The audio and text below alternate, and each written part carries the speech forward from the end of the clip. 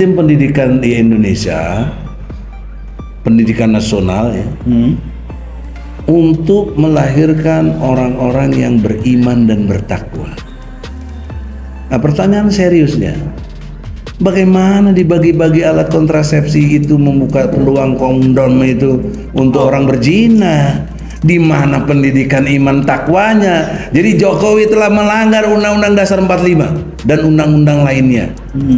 Jokowi telah melanggar sumpah jabatannya sendiri sebagai presiden, yang mana pasal 9 Undang-Undang Dasar 45 menyatakan sebagai presiden dan wakil presiden akan menjalankan undang-undang sebaik-baiknya dan seluruh-seluruhnya demi nusa dan bangsa. Bagaimana ada Kepres 28 itu? Itu namanya membuka peluang maksiat. Itu namanya menentang Allah. Wala taqrabu zina tadi. Allah bilang jangan dekati. Kau mau bikin pendekatan yang sangat sistematis dan berupa undang-undang dasar lagi yang dilanggar, berupa Kepres kau bikin bertentangan dengan undang-undang organik. Tadi ada undang-undang perkawinan, undang nomor 1 tuh ya, tahun 74 lagi, undang-undang tentang kesehatan itu ada diatur semua yang begitu. Bahkan Undang-Undang Dasar 45, sistem pendidikan kita adalah mewujudkan iman dan takwa.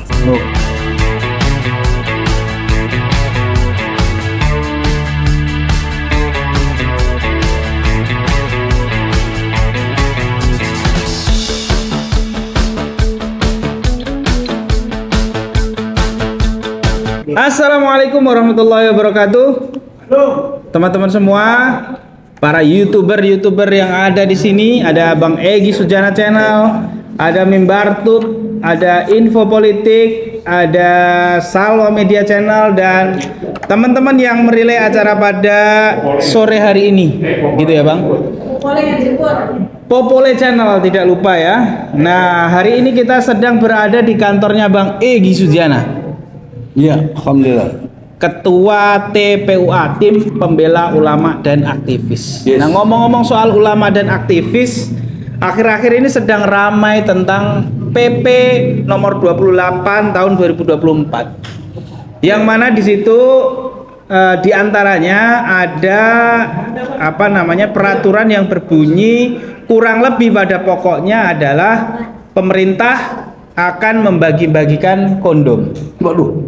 Nah, ini kan ngeri Bang. Maksudnya apa ya? Supaya kemudian agar masyarakat ini tidak menyalahgunakan atau tidak mencegah justru Bang. Mencegah terjadinya seks bebas. Jadi malah dibagi-bagikan kondom. Nanti kalau seks bebas kan kena HIV/AIDS. Kalau pakai kondom kan enggak. Nah, kurang lebih logikanya begitu Bang. Nah, untuk itu kita akan bertanya nih kepada Bang Egy. Sebelum yang lain-lain, mohon Bang Egy memberikan pencerahan logika demikian. Ini benar atau tidak yang pertama. Yang kedua, ini pasal ini kira-kira bertentangan dengan pasal yang lain atau tidak, dan apa akibatnya nanti untuk masyarakat secara luas. Ya, silakan Bang Egy. Bismillahirrahmanirrahim. Assalamualaikum warahmatullahi wabarakatuh. Waalaikumsalam warahmatullahi wabarakatuh. Dalam Al-Quran diingatkan wala taqrabu zina. Betul. Jangan kamu dekati zina. Ya. Logika operasionalnya bukan tafsir ya. Ya. Tapi logika operasional dari ayat ini, jangan dekati itu makna seriusnya adalah jangan juga buka peluang. Oke. Dengan bagi-bagi kondom itu, bahkan alat istilahnya kontrasepsi, betul, melalui PP 28 tahun 2024 itu Presiden telah melakukan satu kampanye terselubung untuk menjadi masyarakat liberal. Oke. Itu logikanya. Kenapa? Karena itu menurut yang saya pahami Kepres itu katanya untuk juga anak sekolah ya? Yes. Bayangkan anak sekolah kalau konteksnya SMA kan belum layak untuk nikah. Kalau batas umur 17-an. Iya. Kan rata-rata SMA itu 15, 16 ya. Paling terakhir baru 17. Kalau hasilnya umum dengan Kepres gitu, dia bertentangan dengan undang-undang perkawinan. Oke. Jadi kalau Kepres bertentangan dengan undang-undang, Kepres harus kalah atau harus di-drop gitu. Ini hierarki hukum. Belum lagi dengan undang-undang dasar 45 pasal 31 ya, tentang sistem pendidikan. Oke. Terutama ayat 3-nya. Bahwa sistem pendidikan di Indonesia, pendidikan nasional ya, untuk melahirkan orang-orang yang beriman dan bertakwa. Nah, pertanyaan seriusnya, bagaimana dibagi-bagi alat kontrasepsi itu membuka peluang kondom itu untuk orang berzina? Di mana pendidikan iman takwanya? Jadi Jokowi telah melanggar Undang-Undang Dasar 45 dan undang-undang lainnya.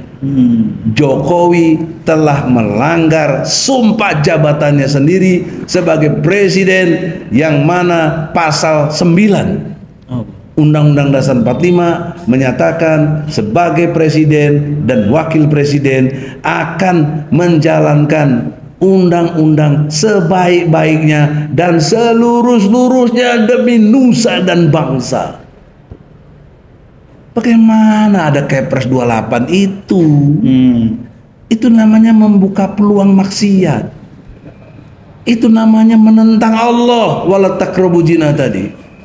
Allah bilang jangan dekati. Kau mau bikin pendekatan yang sangat sistematis dan berupa undang-undang dasar lagi yang dilanggar.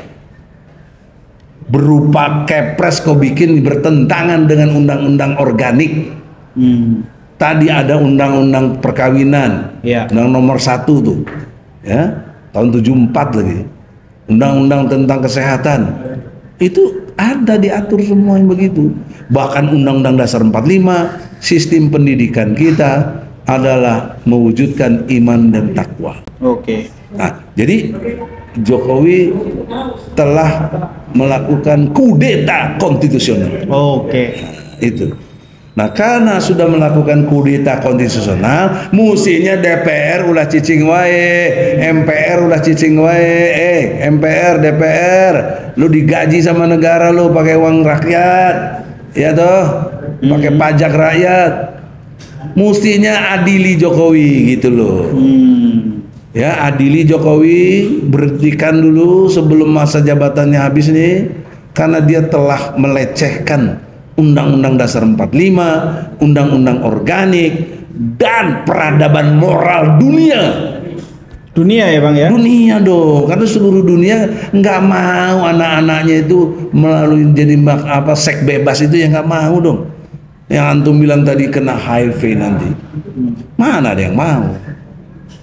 Oleh karena itu, tidak cuma hukum, peradaban telah dikoyak-koyak oleh Jokowi. Oke. Ingat Jokowi, suatu saat Anda meninggal. Nah, kalau Anda meninggal tuh nggak ada lagi pas pampres segala macam, apa lu nggak ada. Lu dikubur sendirian, ya. Maka Anda harus bertanggung jawab pada Allah Subhanahu Wa Taala. Betul. Dan tidak lupa, waktu hidup pun juga saya minta tanggung jawab sebagai warga negara Indonesia. Yang pasal 27 ayat 1 UUD 45 menyatakan setiap warga negara berkesamaan kedudukannya dalam pemerintahan dan hukum tanpa kecuali. Jadi Anda Jokowi Presiden, Egy Sujana advokat, sama di mata hukum. Oke. Egaliter. Betul. Bukan ente lebih hebat, bukan lah. Dan juga bukan saya lebih hebat, tidak. Kita sama. Bahkan kalau dalam struktur kenegaraan saya lebih tinggi. Kenapa? Kedaulatan rakyat. Oke. Jadi yang berdaulat itu rakyat, bukan ente. Ente itu melaksanakan. Pelaksana ya presiden ya Bang. Ya. Itulah, masa gini aja nggak cerdas, capek. Allah. Ya. Bang, tapi begini Bang ya, Pak Jokowi itu kan punya cucu perempuan juga tuh. Kalau nggak salah namanya Sedah Mirah tuh. Oh iya. Nanti kalau Sedah Mirah SMA kira-kira dibagi kondom kira-kira gimana tuh Pak Jokowi, redo nggak tuh? Nah itu logikanya kita balik begitu aja Bang. Tapi lebih jauh dari itu Bang. Iya iya. Ini kan PP sudah terlanjur ditandatangani oleh Pak Jokowi, gitu. Nah, upaya apa nih? Yang penting ini menurut saya nih yang mesti dilakukan oleh masyarakat, oleh rakyat, karena kita tahu semua bahwa dengan dibagi-bagi kondom nanti tentu anak-anak muda ini akan semakin bebas ini karena merasa dengan itu mereka tidak akan tertular dan justru mereka akan melakukan hubungan yang semakin parah. Nah, untuk mencegah itu dan untuk menghentikan peraturan ini, nah sebaiknya rakyat gimana Bang? Ada dua hal. Yes. Yang pertama pendekatan normatif hukum. Oke. Karena ini nilainya kepres, artinya di bawah undang-undang, ada kelembagaannya untuk uji material. Oke. Namanya Mahkamah Agung. Kalau dia setingkat undang-undang ke Mahkamah Konstitusi. Oke. Jadi gitu prosedurnya. Rakyat yang punya kesadaran hukum, ya, saya nggak mau ngurusin ini karena saya fokus ke ijazah palsunya Jokowi. Oke. Yang sekarang saya posisi sedang banding. Ya. Jadi saya nggak mau terpecah konsentrasi. Rakyat yang lain lah, kelompok-kelompok lain yang punya kesadaran beragama yang bagus, tampillah. Jangan Egy Sujana terus, malu ah. Allah. Ya, nanti ada kepentingan apa? Ya. Bisa lakukan judicial review ke Mahkamah Agung karena nilainya kepres di bawah undang-undang, harus dibatalkan itu. Oke. Karena ini menghancurkan peradaban. Oke. Bukan saja hukum, peradaban. Jadi ekonomi, politik dan lain sebagainya, apalagi kebudayaannya menjadi luntur, bukan lagi bangsa Indonesia yang sejati. Oke. Yang kedua, saya duga walaupun ada judicial review, karena berdasarkan fakta-fakta yang ada, termasuk MK saja sudah terkooptasi. Iya. Saya ulangi lagi, terkooptasi, dikuasai oleh Jokowi. Juga Mahkamah Agung dengan meloloskan peraturan untuk jadi gubernur nggak harus 30 tahun, Ya. karena Kaisang belum 3 tahun dibolehkan. Itu kan terkooptasi itu. Betul. Jadi lembaga yudikatif sudah tidak bisa diharapkan, tapi sebagai tinjauan untuk normatif tetap harus dilakukan. Jangan pesimis juga, karena Allah ya muqallibal qulub, yang bolak-balikan hati. Maka yang kedua, bagi rakyat yang udah nggak sabaran, geruduk aja lah. Allah. Nggak ada cara lain. Jadi yang pertama secara normatif bisa mengajukan judicial review di Mahkamah Agung. Iya.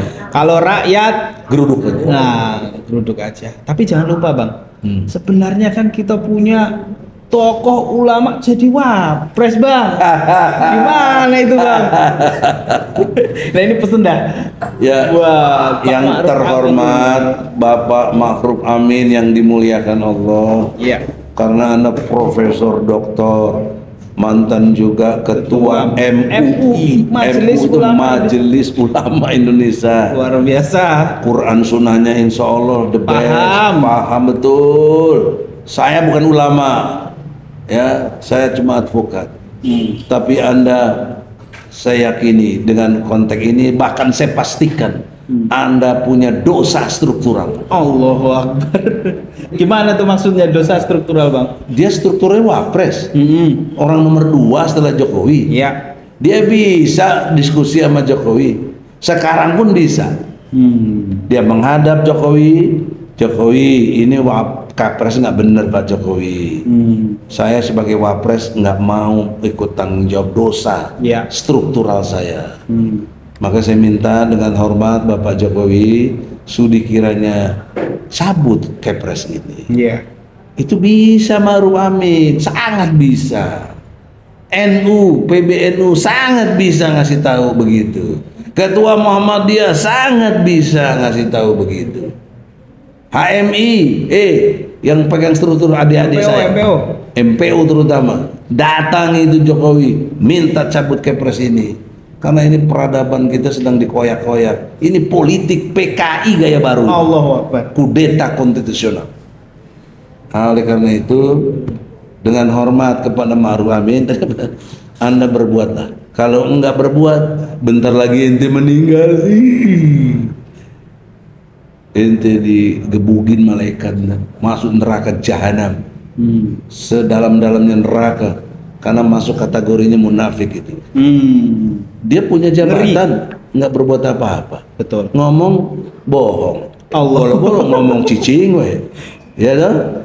Janjinya dia sumpah kan, tadi janji sumpah tuh pasal 9 tuh sebagai presiden dan wakil presiden. Oh, 2 ya itu ya. 2. Undang-undang sama 5. Ente kena ketulah sumpah ente sendiri. Jelas sampai di sini? Jelas, Bang. Jadi harusnya Pak Wapres ini yang paling berperan ya. Iya. Mengingatkan Pak Jokowi, tolong dicabut, kalau tidak saya mundur dari Wapres. Harusnya begitu ya Bang ya? Enggak, kalau itu blow on. Harusnya gimana? Kalau enggak saya lawan kau. Oh, saya ambil alih presiden. Ngeri.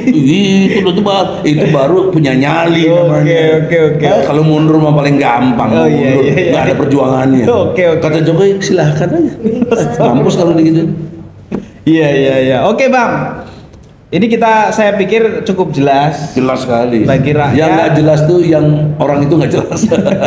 Bagi rakyat silakan mengajukan judicial review ke Mahkamah Agung secara normatif. Tapi kalau mau rakyat mau geruduk langsung, boleh. Jokowi juga boleh. Karena kita berdaulat. Kita berdaulat. Bukan makar. Iya bukan. Ini karena bagian dari kritik sosial yang masif dari rakyat, dan itu dijamin oleh Undang-Undang Dasar pasal 28 huruf E. Lengkap.